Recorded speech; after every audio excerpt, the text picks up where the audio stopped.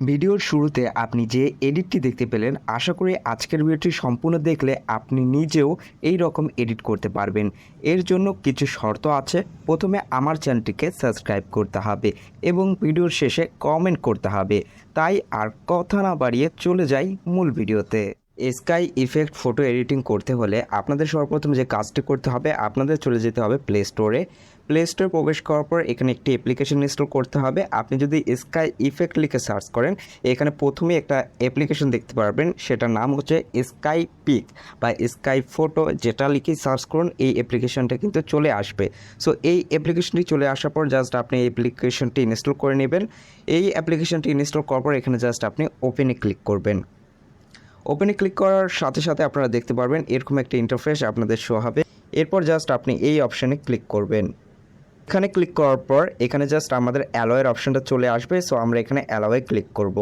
অ্যালোয়ে click করার পর এখানে আপনারা দেখতে পাচ্ছেন আমার কিন্তু এখানে পুরো গ্যালারিটাই চলে এসেছে। সো আমরা যে পিকচারটা এডিট করতে চাই, জাস্ট সেই পিকচারে আমরা ট্যাপ করব। এখানে ট্যাপ করার পর কিছুক্ষণ লোডিং নেবে। কিছুক্ষণ লোডিং না হয়ে গেলে এরপর আপনারা দেখতে পাচ্ছেন এখানে কিন্তু অনেক ধরনের ইফেক্ট কিন্তু চলে এসেছে। সো আমরা যে ইফেক্টটা দিতে চাই, আমরা এখান থেকে কিন্তু এখন জাস্ট ক্লিক করার সাথে সাথে ইফেক্টটা দিয়ে দিতে পারি। সো আমার এখানে একটা রিকমেন্ডেশন বলতে পারেন বা আমার সাজেশন বলতে পারেন, আপনারা সবসময় যে কাজটি করবেন সেটা হচ্ছে ক্লাউডি নামের একটা ইফেক্ট রয়েছে, এই ইফেক্টটা দেওয়ার। এখানে যদি আমি এই ইফেক্টটা দিই, দেখতেই পারছেন এই পিকচারটি কতটা ভালো দেখাচ্ছে। প্রথমে কী ছিল পিকচারটা, এবার জাস্ট আমি এই ইফেক্টটা দেওয়ার পর এই পিকের গেট আপটাই চেঞ্জ হয়ে গিয়েছে। এবং এই পিকচারটি যে বেশি আপনাদের কাস্টমাইজ করতে হবে এমন কোনো কথা নেই। আমি কিন্তু এইভাবেও আসলে সামাজিক যোগাযোগ মাধ্যমে কিন্তু ছবিটা দেওয়ার জন্য রেডি হয়ে গেছে বা উপযুক্ত হয়ে গিয়েছে। সো এখান থেকে আমরা জাস্ট একটু কমাবাড়া করতে পারি, এখান থেকে অপাসিটিটা একটু বাড়াতে পারি, কমাতে পারি। এটা আপনার সুবিধা মতো আপনি করতে পারেন।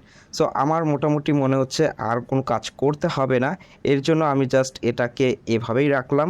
সো এবার জাস্ট আমি এখানে দেখতে পাচ্ছেন এক কর্নারে সেভ নামের একটা অপশান রয়েছে। সো এখানে যদি আমি ক্লিক করি, আমার পিকচারটি কিন্তু সেভ হয়ে গিয়েছে। এভাবেই খুব সহজে আপনারা ফটো এডিট করতে পারেন আপনাদের মোবাইল দিয়ে। আশা করি ভিডিওটা আপনাদের ভালো লেগেছে। ভিডিওটা ভালো লাগলে অবশ্যই আমার চ্যানেলটিকে লাইক, কমেন্ট, সাবস্ক্রাইব করে আমার পাশে থাকবেন। দেখা হচ্ছে তাহলে নেক্সট ভিডিওতে।